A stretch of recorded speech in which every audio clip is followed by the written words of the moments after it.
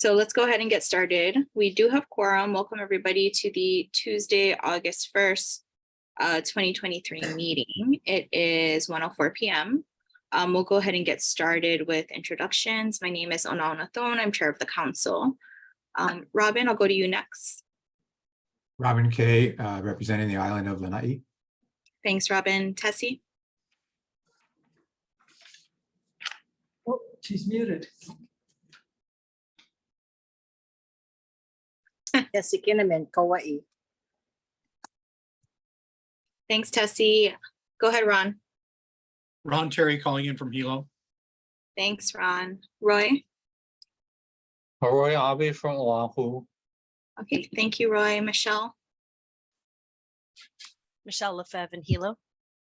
Thanks, Michelle. Maka'ala? Maka'ala Kamwana in Hanalei. Thank you, Maka'ala. Don? Oh, you're on mute, Don.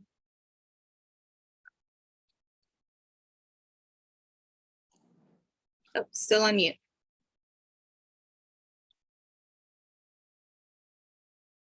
Dawn Higger-Nordblom calling in from Maui.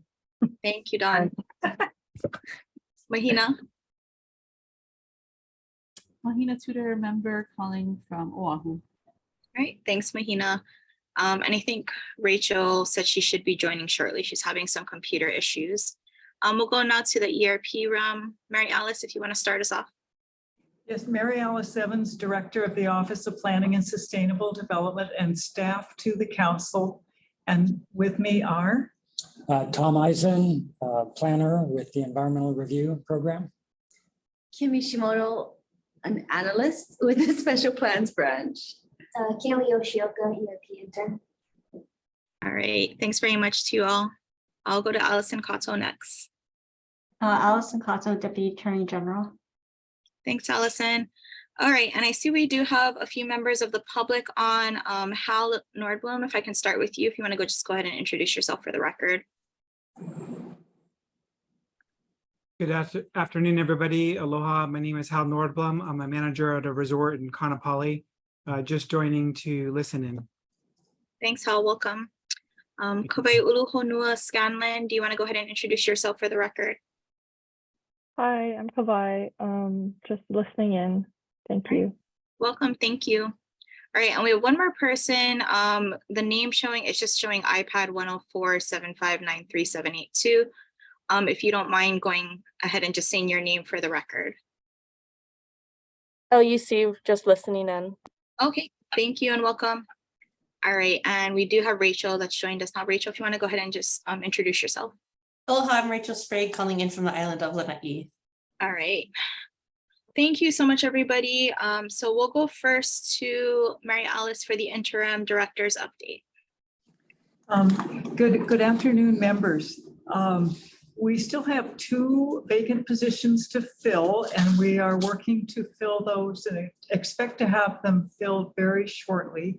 That will round out the staff team here in the Office of Planning and Sustainable Development that works on the statutory mandates under 343 and supports the council under 341, chapter 341. I don't have any other updates at this point, but Tom and I will be available for questions when you reach item number 7 on your agenda. I don't promise to be able to answer them, but we will be able to, we'll try our best. Did you want to? Okay. Oh, I'm sorry. We actually have a few updates that our intern has been working on. Great, go ahead, Kaylee. Yeah, so for the last 2 weeks, I have been downloading and editing the past videos that have not yet been posted to the YouTube account. So this includes all committee and forum meetings. On the YouTube now, we created playlists for the individual committees, forums, and the full EAC meetings. So now on the YouTube, the public can now view these recordings. They've all been posted, and the website has now reflected this. So all the links for the playlist have been put up onto the website, and then agenda links have been added to the previously updated or uploaded EAC descriptions. So the viewers can now go in and watch the past EAC videos with the agenda to look at the same time. Great. Thank you folks so much. That's a lot of work. Yes, it was. No, very, very much appreciated. And we appreciate ERP and OPSD staff being available for questions on item number 7. I think even for us, we'll probably have a lot of questions with that discussion. Okay, and before we move on to our next agenda item, I did notice a couple more members of the public have joined. Albert Perez, if you want to go ahead and just introduce yourself for the record. Oh, hi, sorry, I'm Albert Perez. I'm Executive Director of Maui Tomorrow Foundation. Okay, welcome, Albert. All right, and we had somebody that looked like they logged in from NHLC, but I think they logged off. All right, so moving on to agenda item number 3, this is review and adoption of the July 2023 meeting minutes. And again, recognition to Kaylee for her hard work in getting to date. And now we are up to date on meeting minutes. So thank you so much for working so hard on that. And Tom and ERP staff have also been really great in helping us with that. So I reviewed and I don't have any changes to the July 11th meeting minutes, but Robin, go ahead. Yeah, I want to raise a question about item number 5 on the minutes, discussion of next steps for the Strategic Planning Committee. I don't understand that Chairperson Theone paragraph and how that relates to that part of the discussion. Yeah, and I was wondering if you brought that up actually. I know I said I reviewed, but oftentimes we say a lot of things and I also can't remember. So I was like, okay, this might have been something. I know we did at some point discuss our role did come, our statutory role did come up. And actually now that I'm looking at that, there is an error in that sentence. It should be 341-6, not 343-6, section, not chapter. Well, if I recall correctly, and folks can chime in from that discussion, because the second sentence of that paragraph does make sense to me. And I do remember making the call and asking Tom to check with Mary Alice. Part of our discussion, if I recall correctly, for strategic planning was how can we help OPSD, right, in what they're doing. And so I know that second sentence for sure happened, and letting Tom know, hey, to talk to Mary Alice and let us know how we as the council can be of assistance to OPSD. I do recall that. Robin, do you recall the same? I don't, but my recall is much worse than yours. So I trust your memory much more than mine. Yeah. If anybody else has anything to add to that recollection, that'd be helpful. Okay, so sorry, I do have just, again, that one amendment in the second sentence of that same paragraph, change chapter to section and change it to 341-6 instead of 343-6. Any other questions or comments or amendments to the July 11th meeting minutes? Okay, hearing none, I'll entertain a motion for approval. Okay, Robin, okay. Well, Tessie, I saw your hand, so I'll put you as the second. All right, any further discussion? All right, all those in favor of the motion to approve the July 11th, 2023 meeting minutes as amended, please raise your hand and keep them up there. All right, so it is unanimous for the members present, so I will not do a roll call. Thank you, everyone. Okay, and we have one more member of the public join us, Tarina Fagal. Excuse me if I mispronounced your name. If you don't mind just introducing yourself for the record.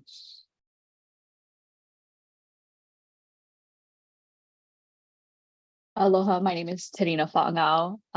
I am a staff attorney at the Native Hawaiian Legal Corporation. I'm just here to observe. Thank you. Great.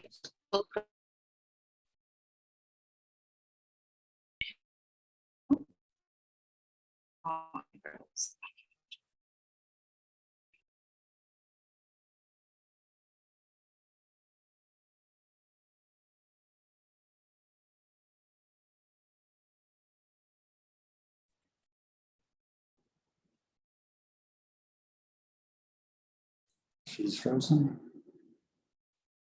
Now you look like it's frozen. I'm gone. Now you're gone.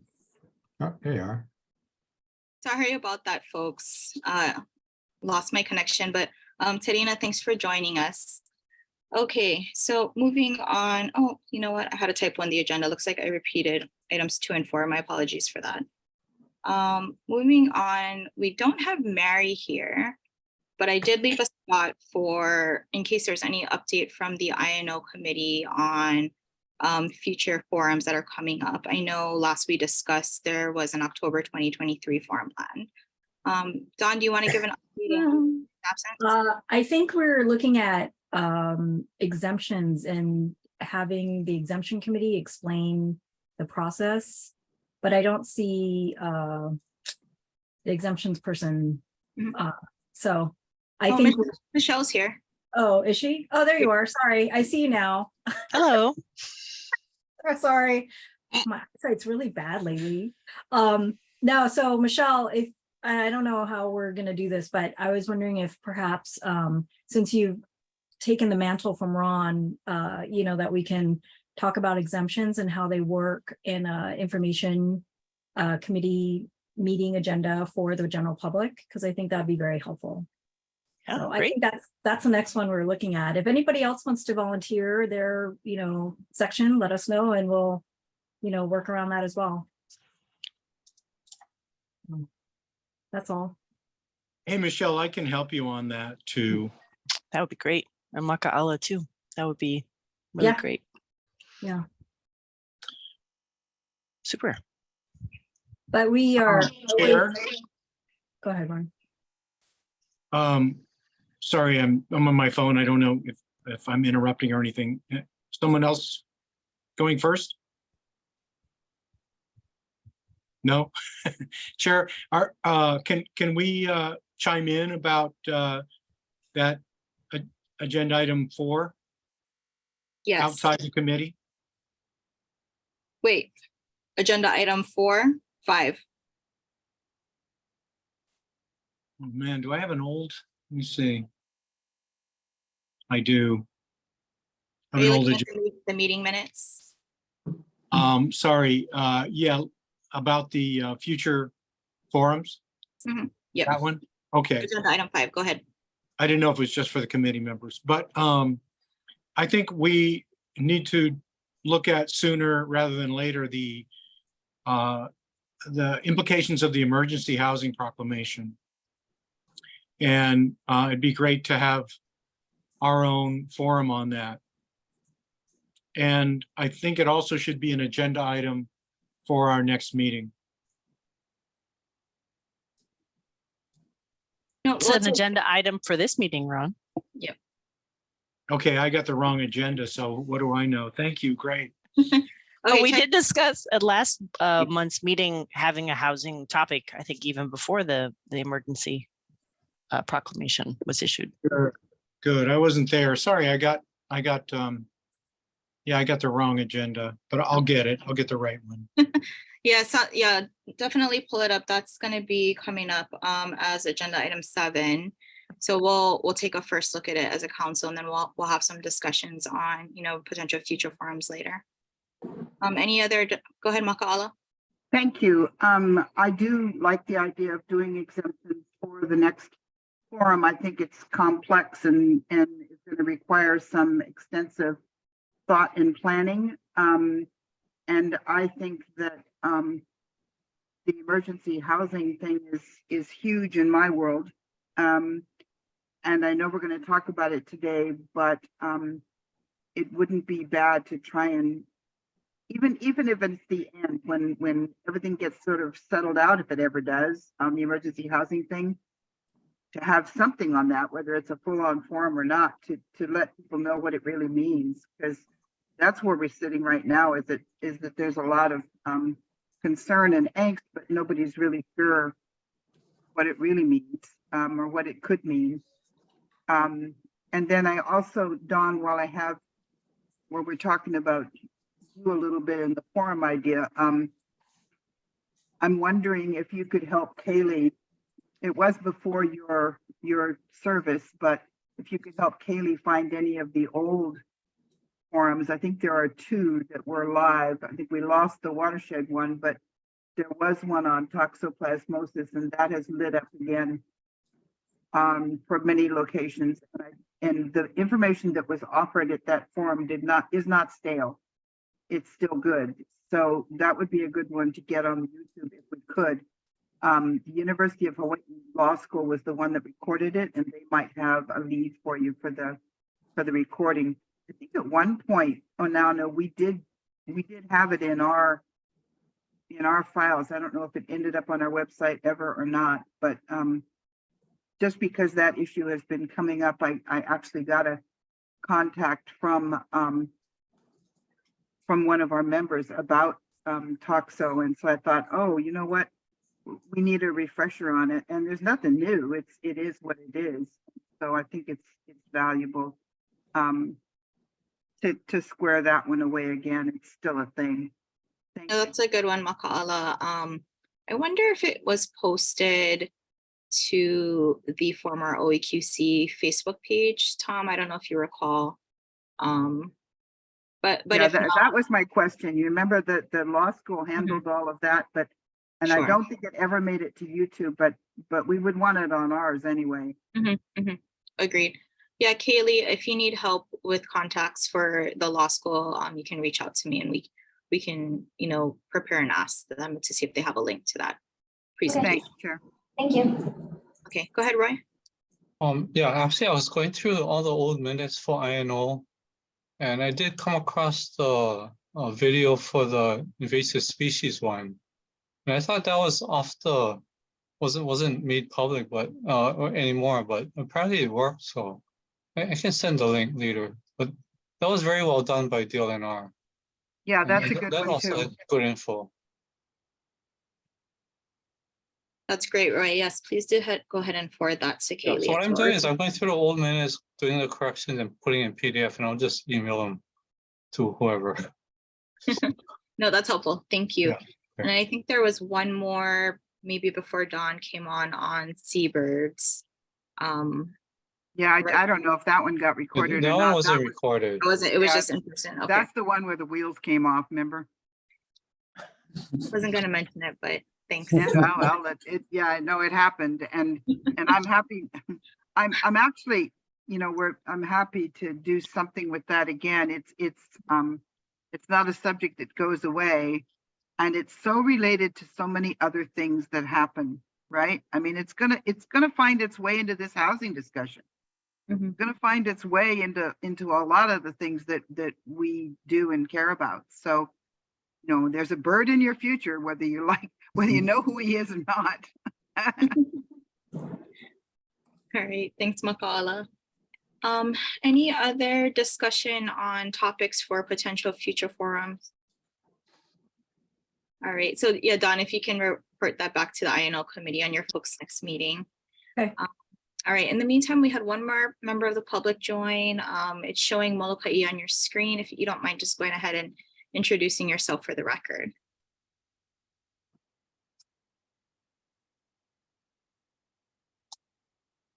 Hello, this is Sybil Lopez from the County Maui Planning Department, Molokai Planner. Mahalo. Okay, great. Thank you for joining. Okay, just making some notes. Okay, so moving on, agenda item 6 was going to be strategic planning committee update. Robin, I'll give it to you, but yeah, unfortunately, we weren't able to hold a I'm meeting. going to give it right back to you. Okay. Chair. Yeah, and apologies, we are still working through with, left retirement and Tom now transitioning into the ERP staff that is supporting the council. We still have some kinks to work out in our agenda posting process. So thanks everybody for your patience on that. And thanks Tom for working with us. And so, yeah, September, Robin will be gone. So there likely will not be a strategic planning committee meeting, but in October, right, Robin? Yes, that's right. Yeah. Okay. So moving on to probably the most substantive part of our agenda today, we did want to, at the request of some council members, agendize, the governor's emergency proclamation related to housing. So this came out after our last meeting, which was July 11th. We did reach out to, Scott Glenn and Nani Maderos to see if they would be able to join us today to provide an informational to the council. Because, I'm sure a lot of folks have been seeing a lot of media on it, may not have been able to digest the proclamation in and of itself. Unfortunately, as you folks can imagine, they are very booked for their time, with meetings with other folks. So they weren't able to make it today. However, we are hoping that they will be able to attend our next meeting in September. So I'll continue to work with them to hopefully get them to provide an informational to the council in September. In the meantime, again, this is, very timely, and I wanted to open it up for discussion to folks. I skimmed it a bit myself, and, for us as the council, who we have a lot of involvement with promulgating the environmental impact statement rules that implement HRS Chapter 343, which is the environmental impact statement law. And that is one of the statutes that have been, suspended by this proclamation.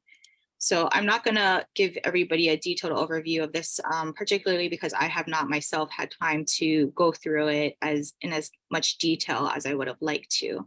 But I did want to open it up to discussion for this group. And before I do that, I do see we have one more member of the public. Karen C., if you want to just go ahead and introduce yourself for the record, please. Karen Kopwich from the Maui County Planning Department. Thank you. Yep, welcome. All right, Maka'ala, you have your hand up first. Go ahead. Thanks. I just want to, before we start on this, I'm kind of needing to know what else is out there. When the emergency proclamation was issued, was there any kind of attendant presentation of any sort? I know there wasn't the day that the governor said what he said, but is there something that the governor's office has prepared already? And because I'd like to start with that, this is what we're planning to do. This is what it allows us to do, is if that's not out there, then they don't, they weren't prepared, so they must have been. I just can't believe there isn't something out there. They can't just have thrown this. Oh, I guess they could have just thrown this to Scott guys and said, okay, go defend this.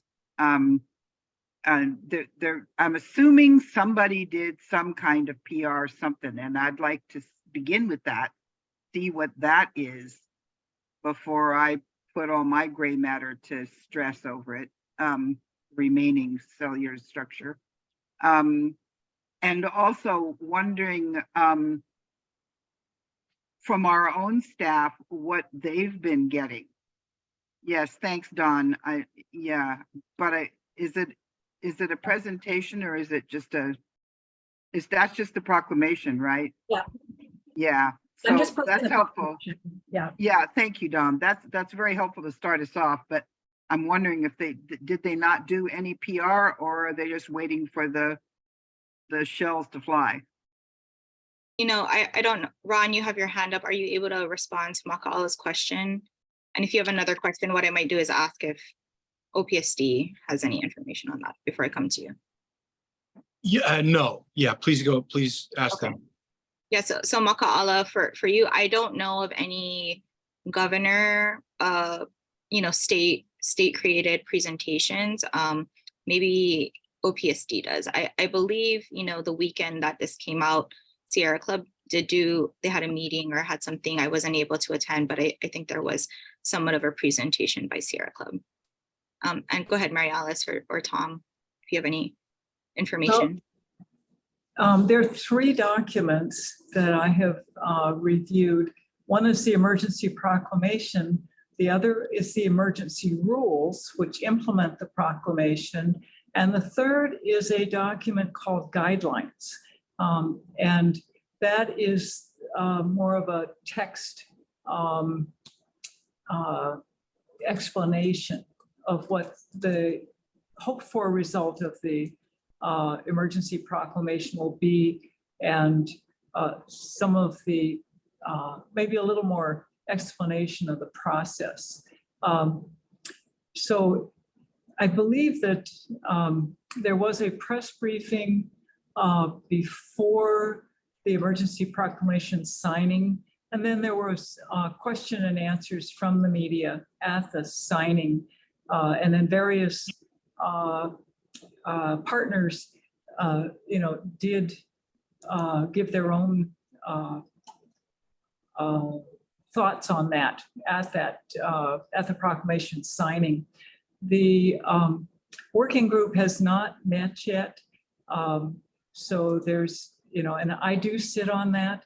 So I'm looking forward to that first meeting, whenever that is, to be able to get an idea of some of the potential projects that might be eligible to become a certified project. So I think that's, Maka'ala, that's all I'm aware of. Okay, we saw a list here of projects, and for Kauai, they were fait accompli. They're either in the pipeline or nearly complete. So it didn't give us any info as to what may be coming down the pike. My understanding is that there are state affordable housing projects and state housing projects, state and county projects that might be early in the consideration for certified projects, some of them on Oahu. And so those, I'm not aware of any private projects yet, but I think the project proponents, may be considering whether being a certified project would be, save time and cost while still complying with the emergency rule requirements. Thanks, Mary Alice. Allison, you had your hand up. Did you have a response to anything Mary Alice said? Oh, sorry. No, there's just I put a link in the chat. There's I'm not sure that I don't think this is exactly what you're looking for, but there's some additional information, including lists of projects that they're looking at. Okay. Thanks, Allison. Sorry, Ron, I'll get to you next. Bianca, I see that you just joined us. If you don't mind just introducing yourself for the record. Oh, Bianca Izaki. Thank you. Welcome, Bianca.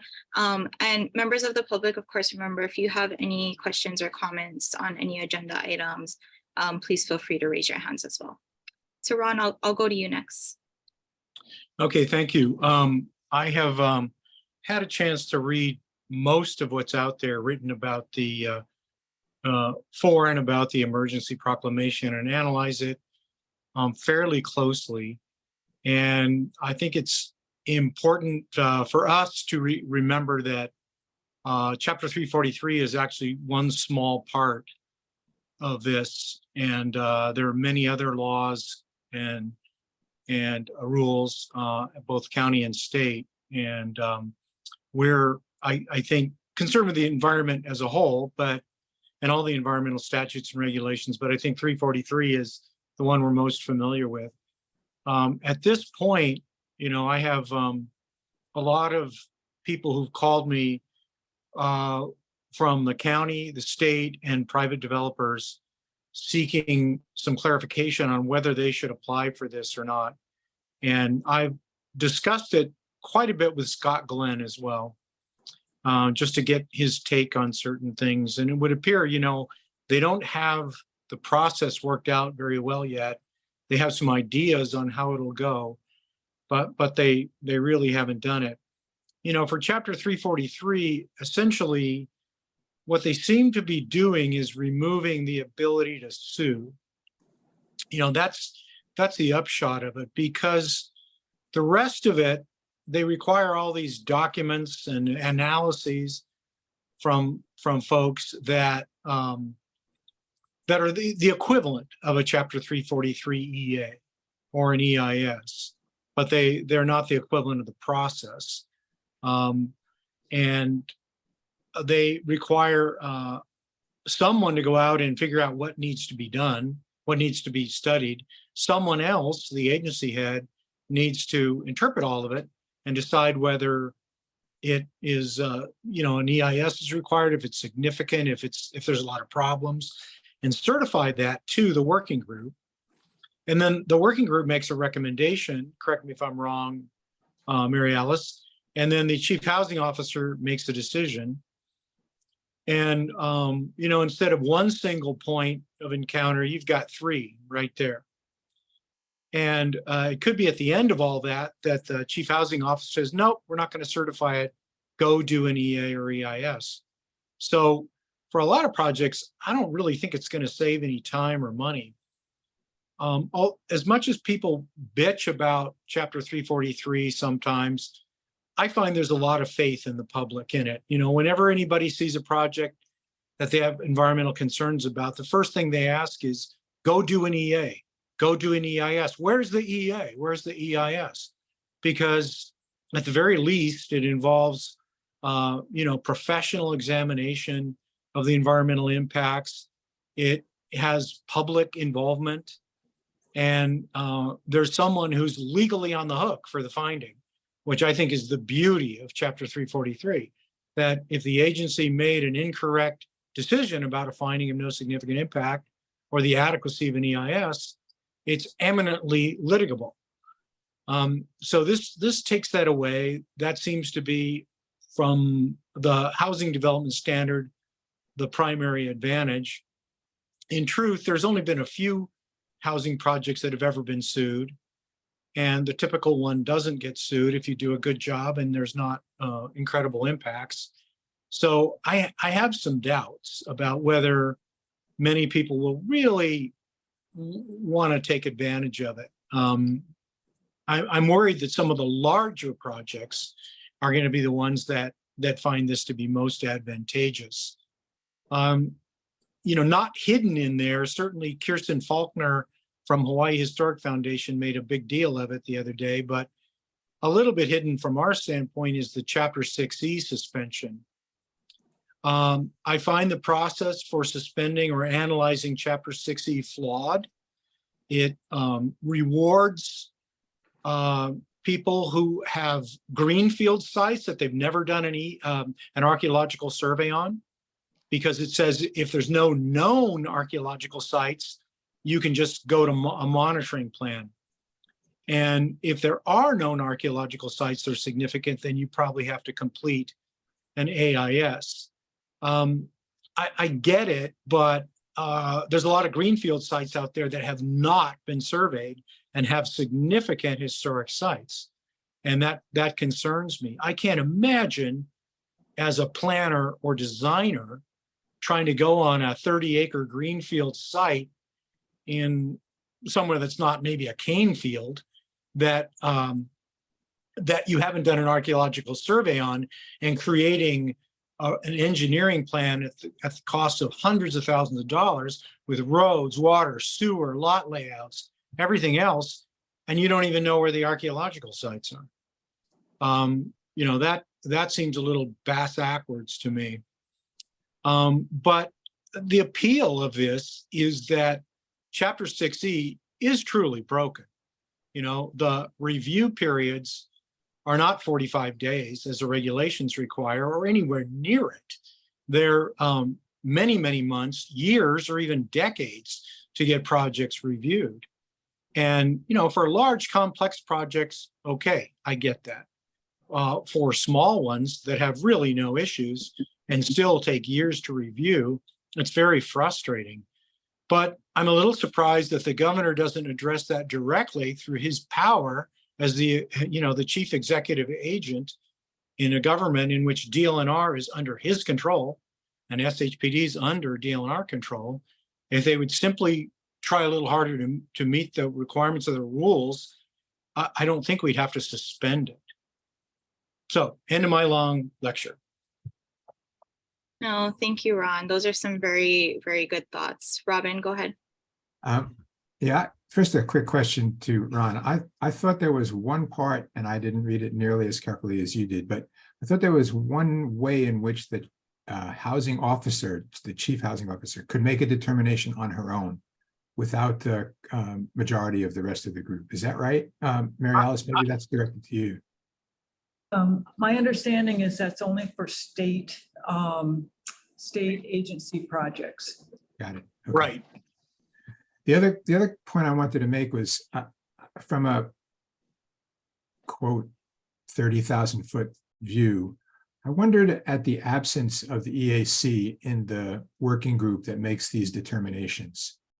And I wonder if there was ever a discussion of us being included, that is to say, Onauna as our representative, giving her one more thing to do, since I know she's bored on Thursdays. But it just seems to me that there's to me, it's an oversight of the role we could play in that working group. I realize that might come back to bite us, but we are an advisory group and we can give advice. So I wonder if the council thought it useful to have a representative, if we could petition to have one of us, our chair, added to that group. Thanks, Robin. I don't have any information on why a representative from the EAC was not included. Mary Alice, I don't know if you have any color on that. No, I don't. I was not involved in the discussion on the 23 seats that would make up the working group.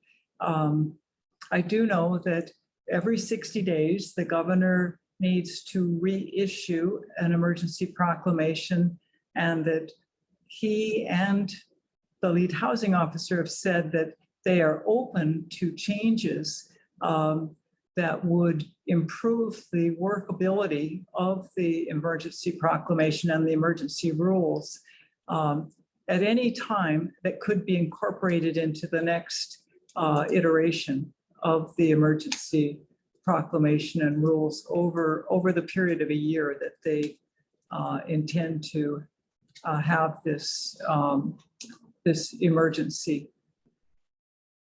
From a selfish perspective, if one of our priorities was to make our role clear to the constituents and to the community at large, given the other 20-some people that would be on this group, it would be, I think, a great opportunity for us to be within a group whose knowledge of us would be very valuable. And I just think, Onauna, you would be the logical person to do that.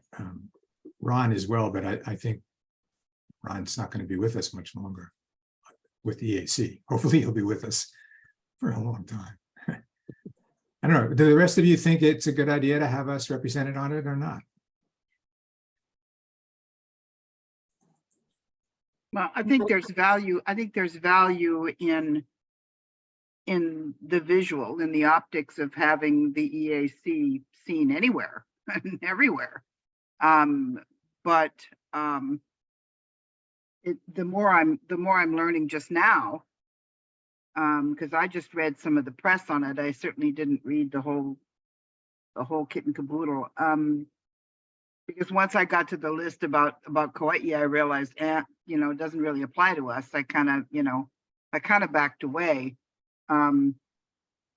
But I not giving, not trying to assign anything else to chair. I do think that would be a really good opportunity for us to talk about who we are, practice our elevator speech, etc. But I'm not sure what it would accomplish as far as the actual work of the working group is, because they haven't met yet. We don't actually know, what they're going to be able to do. It's beginning to look like it's pretty limited, actually. Well, I think they're going to be looking at projects, individual projects. And there could be just a few or quite a few of them. I'm not sure if they're going to also address the, changes to the emergency proclamation that Mary Alice astutely pointed out that are going to happen every once in a while. But if they look at projects, that could be a very tedious process that, that's the sort of thing that the Environmental Council, we've kind of tried to shy away from, is looking at EAs and EISs. On the other hand, I kind of agree with Robin that it'd be nice for one of us to be there. It'd be nice to have someone who understands something about the EA process, EIS process. Sounds like Mary Alice will be there. I'm not sure who else. Because I don't see it at the very top. Scott is not going to be on that committee, but he will be advising on it. We're probably going to have to see what sort of work they do and what sort of decisions they make. I think it's going to be lively discussion. It's not sunshined, right, Mary Alice? No, it's because it wasn't created by statute. It's not subject to sunshine. Does that mean that there's going to be no view of it, or does it mean that it doesn't have to go through the agendas and topic restrictions and that sort of thing? Is the public going to have any idea of what happens? Will there be even minutes or? Ron, I don't know. I do know that every project that applies to be a certified project with some extension, suspensions of some of the laws that are listed in the emergency proclamation and the emergency rules, has to have a plan for public input as part of the requirement for the application. And so an application would be returned without action if it doesn't have that public input requirement included in it. Yeah, I looked at that. I think there's actually 2 points for public input. There's a whole, right now the EA process might not necessarily have a public meeting. Well, if you skip the EA process, now you have to do 2. So it's an interesting choice that people are going to have. To your point, Ron, about having, sort of expertise on that working group. I mean, what the proponents are required to provide to the working group, like you said, looks like a mini EA. And so, I guess depending on which representatives from the 23 entities are planners or, have experience preparing EAs, evaluating basically if these, applicants, proponents have satisfied those, requirements 10, 11, 12, describing the affected environment, describing, identifying impacts and identifying mitigation. Yeah, that remains to be seen, but it is something that the council has expertise in, but whether we have the time or energy, I guess, is the question. No, I think this is a good discussion. And again, I'm hoping we can get, hopefully, the lead housing officer at the next meeting where we can actually ask these questions to somebody who has a little bit more information. Right, Alice, you're providing a lot of great information. So I'm so glad that you're here, and thank you so much for being a part of this discussion. In terms of whether or not, a representative from the council would be appropriate. And it certainly does not need to be the chair. I think a lot of people on this council could do it, but it sounds like, based on what Mary Alice said, there is opportunity that, Gov and folks are open to making changes to the proclamation, because it will certainly go beyond the 60 days. So maybe there is a way we can inquire about that, over the coming months, about getting a representative from EAC there. Karen, I've made a note of that request, and I will pass it along. Thank you. Do you want a motion for that, Anana, or is that inappropriate at this point? No, I don't think we need a motion to make the request, unless Allison says so. I think we can inquire. And again, these are, we're all looking at this proclamation, I think, more in depth for the first time for a lot of folks, right? So we're going to have a lot of questions. And I think, this is our initial conversation on this proclamation. We're certainly going to agendize it again in September. And hopefully by then we have more information and can even have, a more in-depth discussion on this. So I think just making the inquiry about, how were folks chosen for this working group, what categories were decided on it. I think that's something, Mary Alice can certainly do that on her own. So I don't think we need a motion. Has there been any public volleying for litigation of this whole thing? Is anybody saying we just can't have anybody of any substance saying, this needs to be litigated. That I'm not hearing that here. There was Not something here. in The civil civil B, beat. Yeah. with David Frankel being mentioned as not threatening, but raising the issue of litigation. I would be surprised if Legality. there weren't Yes. folks looking into that exact question. Okay, sorry, and before I forget, I see that Dalen joined. Dalen, can you just introduce yourself for the record? I want to make sure everybody is recognized. Oh. Okay. Hi, Look, I'm Galen Heather. I'm just observing the meeting. Thank you so much for having me and nice to see some familiar faces on this call. Mahalo nana. welcome, Dalen. And yeah, again, if any members of the public have questions or comments they want to add, please, just raise your hand. Feel free to join in on the discussion. I'm Okay. starting to wonder if this item on the agenda isn't why we have so many tuning in. I'm sure it is. Allison, I thought you had your hand up earlier. No? Okay. Can I Go ask ahead, a Logan. question? I thought, Mary Alice, I might have misread this, but I thought there was some component of this emergency proclamation that required publication in the environmental notice. Is Yes. it after the Yes. fact? No, that is definitely part of it. And I believe it's in the emergency rules, Robin, rather than the proclamation itself.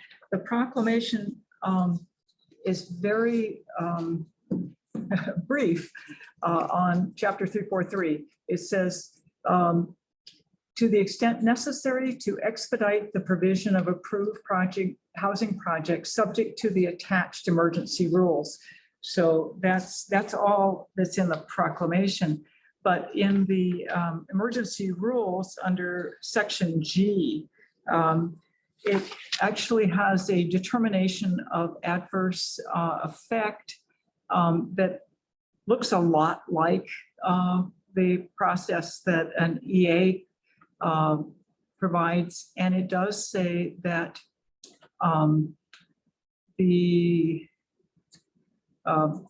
for projects found to likely not be significant in their impact, project proponents will be allowed to proceed after first electronically publishing the determination on the Office of the Governor website and submitting the determination to the Office of Planning and Sustainable Development Environmental Review Program for publication in the environmental notice. Great. Thank you. Yeah, and I wonder, Onana, is there any value when that last line that Mary Alice just read of notifying or whatever that really means, the environmental review, the ERP, whether we could grab those as they come in and just, I don't know, is there value to us looking at any of those? I mean, as they come in to the ERP, is there, just wondering if we don't want to at least look at a couple of the first ones. well, in terms of, you mean before publication for a review, or because when something's submitted to ERP for review, right, they fill out their submittal form, it gets published in either the environmental notice that's published on the 8th or the 23rd, right? Right. I'm just wondering if there's any reason that we might want to, because we don't just go through those as a general rule.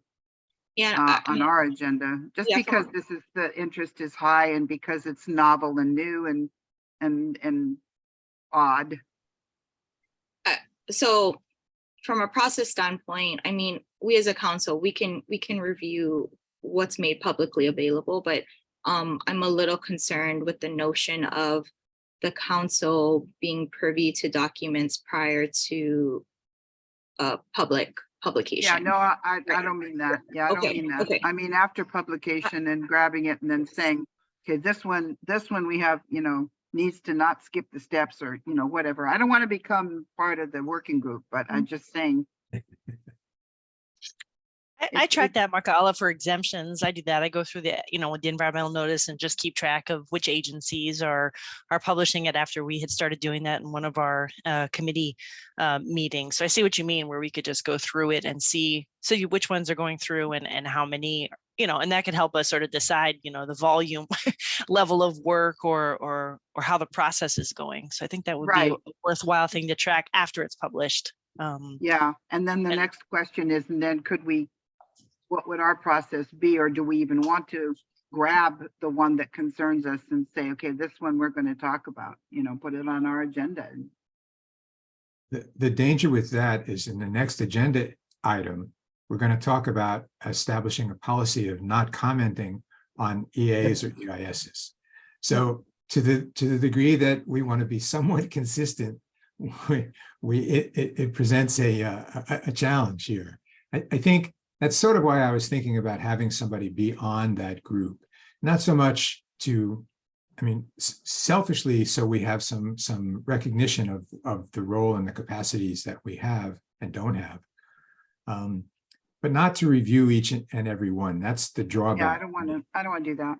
That I see. So, but I think having somebody who, like Mary Alice, who knows the rules, like our chair or like Ron or others on the group, would be helpful to the group itself to, if Scott's not a member, to provide that kind of information.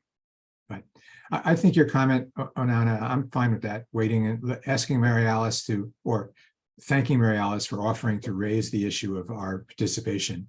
And I know how busy you are. There might be others who would be willing to volunteer. But I think as chair, you give it the status that, because everybody else is the head of the department, even though they may not be the person coming. The official proclamation, or whatever the term indicated, it was the director of DLNR, for example. So you might appoint somebody to take your place, but. We'll see. And I didn't look at that list in huge detail. Are there other advisory groups on that? I'm trying to look at this. There's one, I think the Sierra Club is one of the groups on there. Mary Alice, do you have the list of the 23? Yeah, I'm looking at it now, Robin. The Island Burial Council is listed for the island where the project is located. LURF's on there too. Yeah.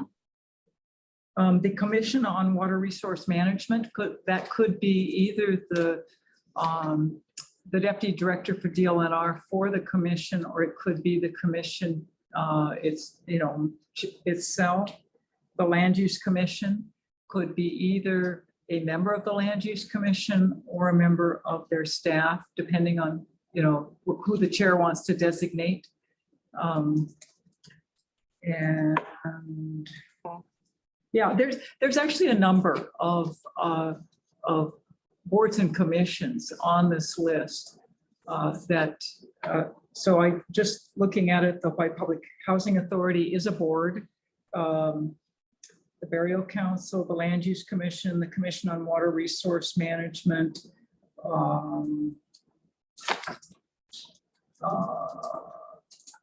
Yeah, there's some interesting ones too. Yeah. Okay. I Yeah, might so add, I think it's worth asking. Go ahead, Tom.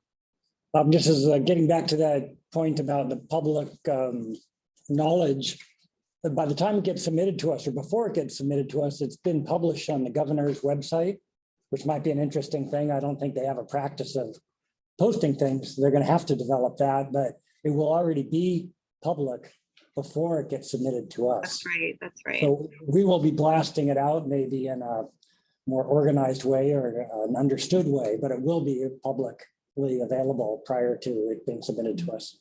Yeah, and that might be something worth commenting on. And I guess as a council, we could do at the next, meeting, even if the council pleases, I can add an agenda item. Again, a lot of great questions are coming out of this discussion, and a great question would be, how will governor's office, inform the public that it's posted to the website? Will it coincide with publication dates for the environmental notice? Those types of things, and anything else we want. If somebody wants to start kind of a running list, and I think Kaylee will be looking forward to seeing next month's meeting minutes with all of these questions in a more organized manner, if you don't mind.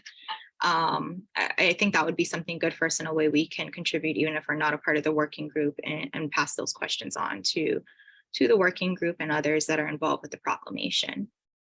Before I forget, Ron, I did have a question. So, I know that you and Wayne Tanaka and others were involved with a working group that had to do with some legislation that was introduced over the past couple of years, related to kind of expanding the affordable housing exemption that we had in our rules. Are these, folks on this working group, does it coincide with the folks that are on that working group? I was just wondering if there was any interplay between that and actually what became of the, the working group. Well, yeah, certainly Sierra Club, LURF. We were working with a guy from the Hawaii Island Community Development Corporation, Keith Kato, who's, I don't think they're on there, but members of that, similar people are there. He develops affordable rentals. And, we were thinking of a little kind of a firecracker, but the governor brought in a stick of dynamite. So I don't know if we're going to keep working.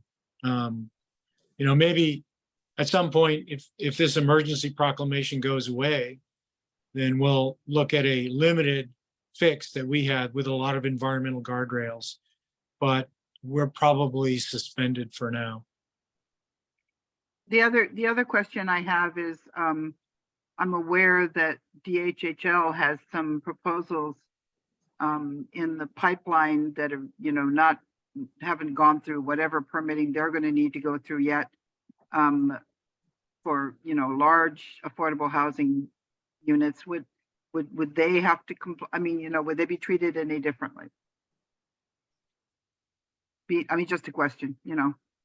Well, Makaala, I think, as you know, DHHL projects are exempt from county zoning, but are not exempt in a general sense from environmental disclosure based on the Supreme Court's decision in that regard. Yes, if a DHHL project met the determination that it was not likely to cause a significant adverse impact, they might request the lead housing officer to determine that they met the requirement and that particular portion of the emergency proclamation might be suspended to the extent that it expedited the project. Thanks, Mary Alice. That's been some of the conversation in my circles. Thank you. Are there any other comments or thoughts on this from folks?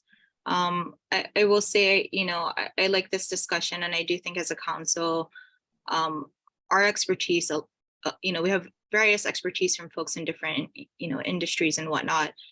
In particular, what could be helpful with the rules for the emergency proclamation is our experience with doing the environmental impact statement rules, and perhaps suggestions where we could suggest additional safeguards or whatnot for process points. I am glad that the proclamation came out with, at least some rules. I think that showed some effort. Definitely things that need to probably be worked on and further details to come. But, it's a start, and we'll really have to see how this plays out. Other thoughts, questions, members of the public, if you have suggestions for how, you think the council can assist in this process as well, we're all ears. I'm happy to take those, suggestions. So even if you don't want to say it on today's meeting, please feel free to reach out to us through the ERP email, and Tom can pass those messages on to us. All right. Well, if there aren't any other questions or comments on the emergency proclamation, I will say let's go ahead and move on to our next agenda item. All right, everybody okay with that? And I will again agendize the emergency proclamation in September. Hopefully we can get someone who's on the inside to give us a presentation and informational. So TBD. Okay, so the next agenda item, this is a continued discussion of what we spoke about the last time, and it was in response to a pre-consultation request to review an EA on Kauai is for, I think, a development of a water tank, right? And the discussion wasn't substantively on what a response would be to that, but whether the council should be responding to these pre-consultation scoping requests. So we had some discussion back and forth.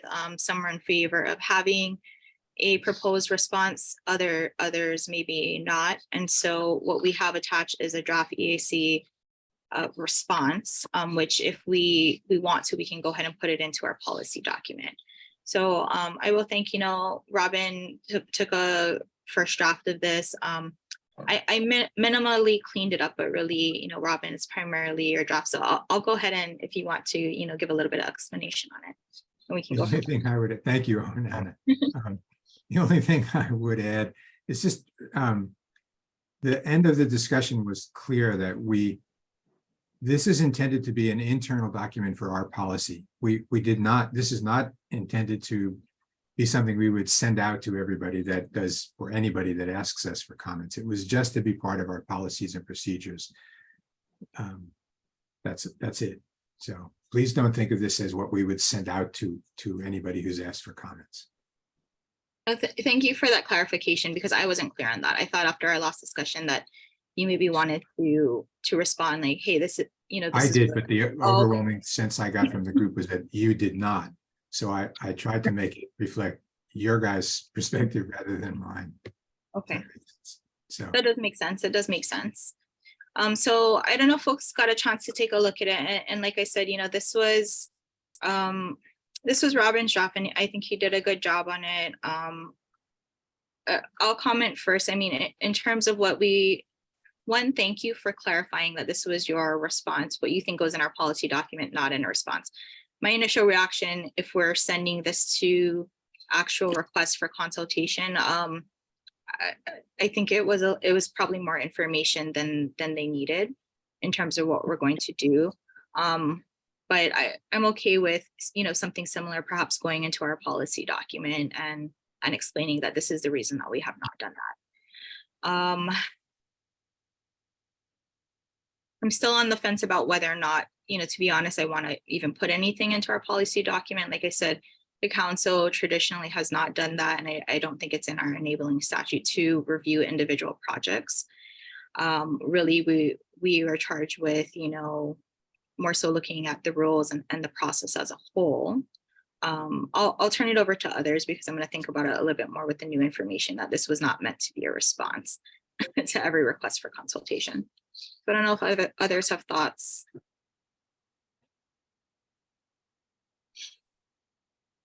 I'll start. I did appreciate the work. Thank you. If it was in fact a to be published publicly policy, I did think it had too many words. I would have made it much more pragmatic and cut and dried. But for the working of the group and to recall the intention, I thought it was right on. It's fine. Why this is what we're doing and this is why we're doing it. For our stuff, that needs to be there, I think. But if it ends up going outside of us, then I do think it just needs to be, this is our authority and we're not doing that. Because, that's a really good point, Buckle. I mean, if we wanted to send something out, we could simply send the last sentence. Again, I did not write it with the intention of this being a comment to the people who wrote to us. I intended it to be for the next group of us. If this question comes up again, and as was pointed out in the discussion, we don't get many of these requests. But let's say we start to get more, we can fall back on a policy that says, nah, it's settled, so we don't have to spend the time having a conversation about it again. Yeah, I that's exactly where my head is. I'm thinking, the answer is no, this is our authority. We don't do that. But then for the next group, gee, I wonder why they said, you know, they don't do that, or why was that so, you know, curt? But you know, there's a lot of reasons why we don't do it. I think, you know, the question comes up in my head a lot of, you know, what would it be like if we did? You know, would it just be horrendous and awful, and would we get anybody to volunteer for this group? My thought is nope. I'm kind of, you know, yeah. But on the other hand, there's a part of me that really likes being asked. You know, I think it was gonna kind say of, that was the one Yeah. thing I was gonna say, the curtness of it. If it, and again, I also misunderstood when I first read it, thought it was gonna be something we sent back, and I would have just said, hey, thanks for reaching out. Right. Thanks for contacting us. Thanks for knowing that we're here and that we have this body of expertise. Thank you. It's not our job, but thanks for asking. And we could still say that. We could still say thanks for asking. We appreciate that you know we exist and that this is the work that we care about. But this isn't, you know, this isn't what we're authorized to do by statute, you know, and not get into the weeds about the, you know, wouldn't it be wonderful? Yeah, I mean, I don't know why they asked. Did they have, you know, is the idea is that somebody tell them they had to ask, or did they just see the name of the group and go, okay, maybe I'm supposed to do that? You know, I mean, it's odd that we don't get more of these in my thought. They may have, and you know, for disclosure purposes, it's a consultant that I work with in my day job, so that may be the reason they sent it to us. Because they are aware of, you know, the council's existence, so that could be it. But yeah, I mean, it's, you know, if a future council, you know, interprets the statute to allow them to do it, and again, I mean, as individuals and members of the public, anybody is allowed to go ahead and provide comments on 343 documents. And if you are requested to do pre-consultation, you're welcome to do it. I mean, from a council's perspective, typically, and I think Ron went over this last time, right?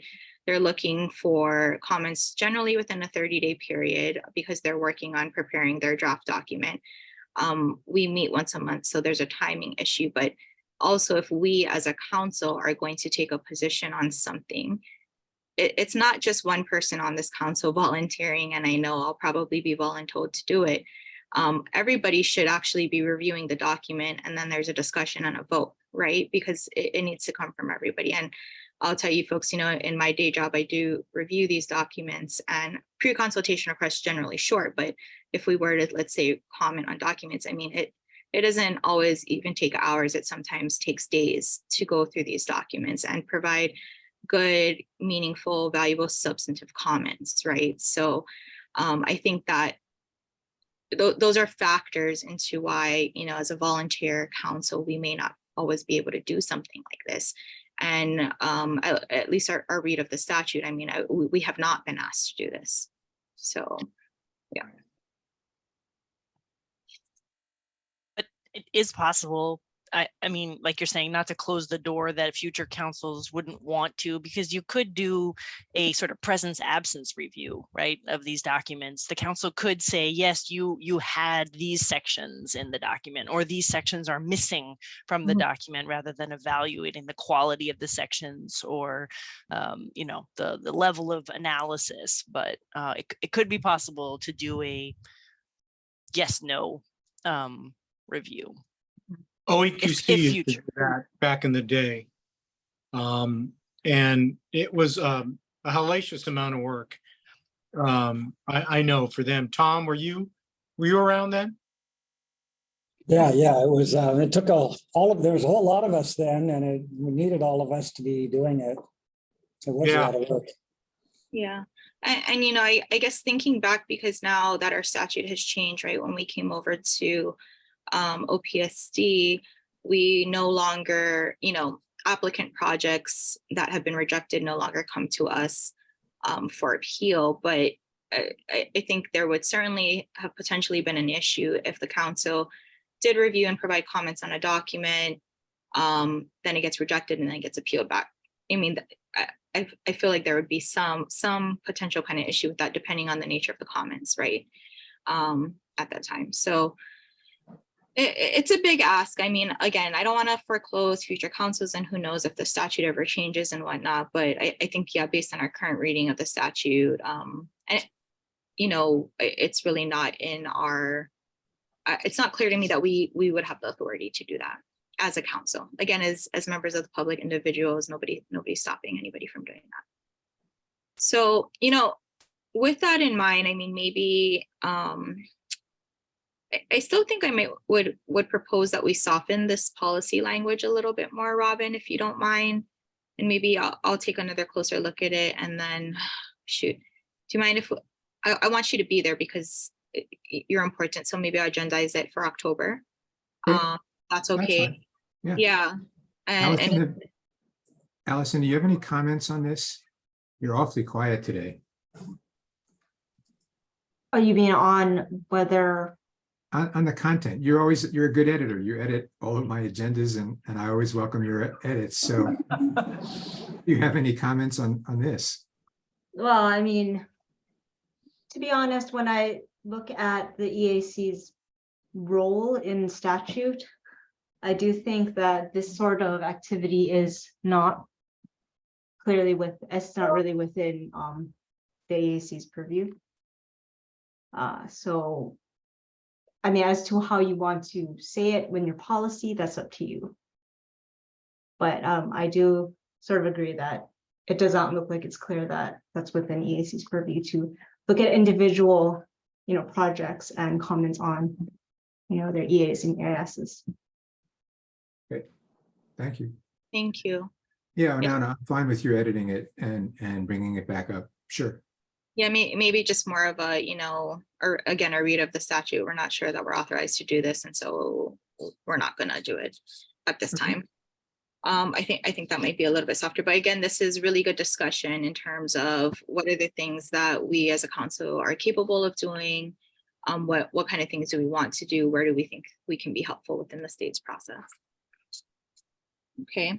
That being said, do we still then want to relay the request for the EAC to be a member of the working group for the, I mean, aren't we putting ourselves in that position exactly? Yeah, potentially.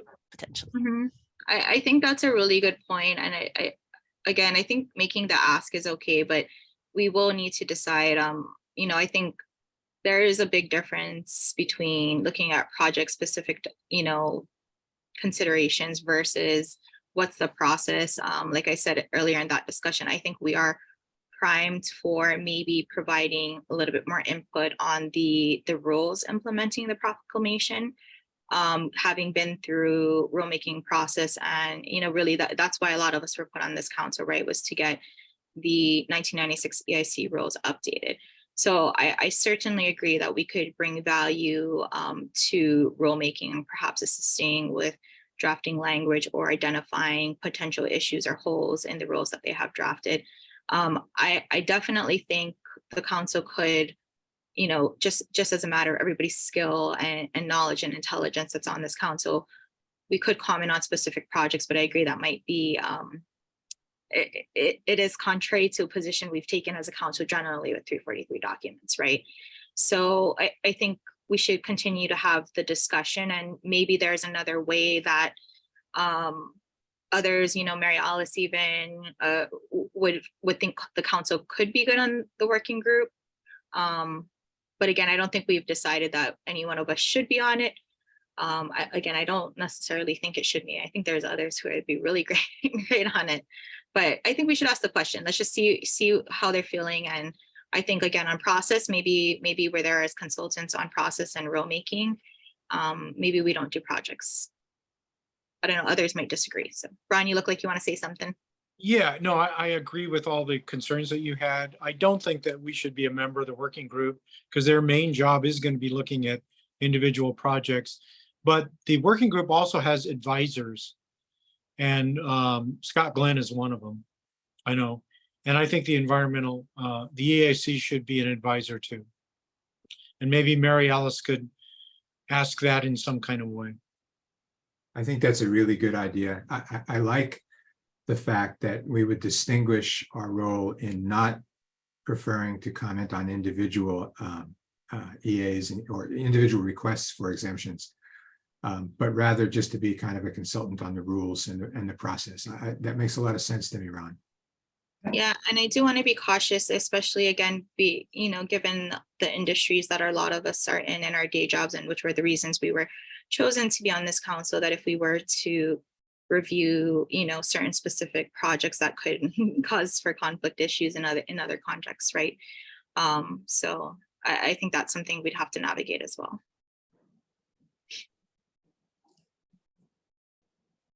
Okay. Well, anything else on anything that we spoke about today before I go on to kind of wrapping up the meeting? All right. Well, if you do have questions, let me know. Our next meeting is going to be in person on Wednesday, September 6th. If, committee chairs, and I know we're missing a couple right now, if you can go ahead and let me know if you're planning to have meetings on Wednesday, September 6th. I'm inclined to do meetings earlier in the day because that's the first day of HCPO.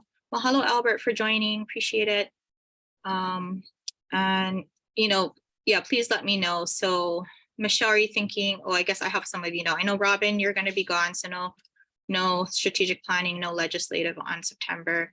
Michelle, are you thinking exemptions? We don't have any lists to review. I know the pig came up last month. So I'm not sure if you would like, Ron, you think it would be useful to have it or not? Yeah, I think we should. Brief meeting. Okay. Yeah, that's a good idea to wrap that up. Who else are we missing? Okay, Dawn, do you think you guys are going to want to hold INO since folks I will don't be? know. I can ask Barry, but it's a possibility since we might want to talk about information sessions coming up for the year. I also want to remind everybody that HCPO is starting on that day. And so if we're going to have the exemption on housing, the governor's proclamation, we should probably let people know ahead of time so that they can figure out what HCPO activities they want to go to, or if they want to listen to this. Yeah. So. We will likely have it on our agenda. I probably won't know until right before the agenda deadline whether or not we're going to be able to get somebody to come and speak on it. Just given those folks' schedule, I'm continuing to work with them. Yeah. So yeah, we'll try to let people know as early as we can. We just won't know. And I think they're even trying to get on the HCPO agenda, but I think that agenda is kind of set. So I don't know, maybe it'll be a panel on HCPO as well. Okay. Chair? Yes, go ahead. I signed up and paid for the mobile workshop to go to the Waiholi tunnel. So I really hate to miss that because I've been wanting to do that for all my life. And that is, so Wednesday, the 6th, I think, if that's the 6th, are all the mobile workshops from 8 a.m. to 4 p.m. or something like that. So I will not be able to attend the meeting on Wednesday, the September 6th. Yeah, sorry about that. And I know last meeting you weren't able to attend, and we had kind of asked the council members if anybody was doing the mobile workshops. I think nobody was. Tom, were you going to do any of the mobile workshops? No, okay. So that's why we ended up deciding. I know Allison, you're going to be gone as well. Yeah, we might need a substitute AG, and I'll let you know timing. But yeah, okay. So sorry about that, Mary Alice. We hate to not have you there. I know, but once in a lifetime opportunity here to go get dripping wet. Go enjoy it. Okay, well, we'll work on it. So probably a pig meeting. Dawn, I'll check with Mary. Mahina, anything for rules? Okay, no rules. Okay. Mary, you're so lucky to get a spot. There's only 20 spots for that. Oh, I know. I sent my money in really early. And by the way, I did pay for it myself, not the state. Okay. Okay, so yeah, just if you folks have not already, for those flying in, please work with Tom and Jen for your flight arrangements. again, I'll probably look to try to do meetings. Well, if we're only gonna have two meetings, maybe we start meetings at 10, we'll see. Yeah, does that work? Because I know, where's Rachel and Rob? Okay, Robin's not coming. Rachel, are you gonna you're not gonna be here in September either, right? Okay. I was trying to think of Lanai times coming in, but I think everybody else. Sorry. No, it's okay. We'll be missing you folks. I wish we could have you folks in person. But okay, I'll work on timing. Tom, I will work on getting an agenda to you earlier. Again, because of one agenda item, we might not be able to post it super early, but I'll at least try to get you a draft early so that you have it. And then the last thing is really, this is our last meeting with Roy, who has been an invaluable member of this council. And we're so sad that we're going to lose you, Roy, but we thank you for staying on. And I know you stayed on as a little, we got you until the very last amount of time that we could have you before you term out. So I just wanted to thank you so much for all that you've done. We're going to miss having you. And of course, if you have anybody that you think will want to take your place, please get them in contact with me. So I tried, I asked 6 people and all of them said no. Well, one said maybe. At first, I thought he was going to apply. Then I told him, you got to apply at the state website and all that. I said, oh, no, I don't want to do that. So he's still a potential. But if you have any suggestions for other engineers, I was looking for somebody that's on the older side that keeps up with current events. I know some of the younger engineers don't even read the paper or watch the news. So that's a problem. And some of the really old folks are really good, but they have trouble with electronic, virtual meetings and just, doing computer work. So I was trying to find the in between, and those guys are also busy and so on. It's just hard. If anybody changes their mind, I mean, we're happy to, and I'm happy to chat with them about so maybe the governor has somebody in mind, and that might, that'll be okay. But I'm really looking for somebody with a strong environmental pollution control type background. Talk to some. So now we have all kinds of problems with whatever chemicals in drinking water and wastewater. Spending a whole lot of billions, it's like a $10 billion program between secondary treatment, injection wells, and cesspools. So that's a lot of money. So, and again, I always say, we really need to spend more money on the invasive species and watershed protection, all those things. We spend peanuts compared to what we spend on water pollution. So anyway, that's Thank you so much, Roy. We really appreciate you, and thank you so much. Well, it was enjoyable getting to know folks. And, Thanks, Roy. We'll keep in touch. Actually, I was going to put some of my thoughts down for future strategic planning. But maybe I'll do that. And I'm almost finished with revising all the old minutes. There's like 30 of them. And only some of them require revisions. So I'm converting everything to PDF. So I'll submit as a folder and I can get on the website. No, that's great. Thank you, Roy, for continuing to do that. And of course, you have all their email addresses. So and then if you want to join the meetings as a member of the public, of course, you know how to do that. Okay, thanks. Well, thank you so much. Okay, last thing, I have the reminder on there, send all ERP correspondence to the GBED email. One thing that we also need to do, and I'm sorry, it's not in the agenda, but please send it to Tom Eisen's personal email as well. And he has emailed us with the agenda, so you should have it. Send it to both GBED and Tom. Okay, and sorry, let me take this back. You don't have to send everything to Tom, but for agendas, EAC meeting related things, include Tom's DBED email as well, because sometimes the stuff that goes to Les's old email, the general email, doesn't always get to Tom. So specifically for agendas and meeting related, EAC meeting related correspondence, please include Tom's email. Is that correct, Tom? Yes, okay. And Robin, I'm sorry, you had your hand up. Just before you close, I wanted to confirm the August meeting date. I'm sorry, the October meeting date. All right, October, we're still looking at the first Tuesday in October. which is going to be October 3rd. Okay, that's what I have. Great, thank you. Yeah. Good meeting, Onani. This was a really interesting, multiple set of discussions with a lot of participation. Good job. I'm glad we got good public participation, and thank you all for participating as well. Again, I will agendize the emergency proclamation for September. So if you folks, you know, just sitting on the toilet or whatever, drop some bullet points on other questions you want included. I mean, if you want to send those things ahead of the meeting, we can include it and just work on compiling, you know, a list of questions that we might have, so that, you know, if we do have somebody present in September, at least we kind of have all of that organized. But, you know, the September meeting will continue to kind of, you know, have those questions.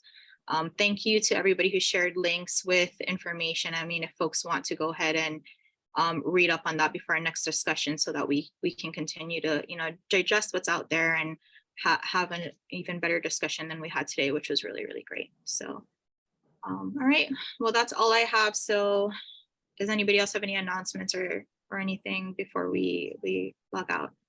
Thank you, everybody. It's 2:29 p.m. on August 1st, 2023. And again, thank you so much, Roy, for all of your work. We're gonna miss having you on the council. Thank you. Thank you, everybody. Thanks, Roy. Hello, everybody.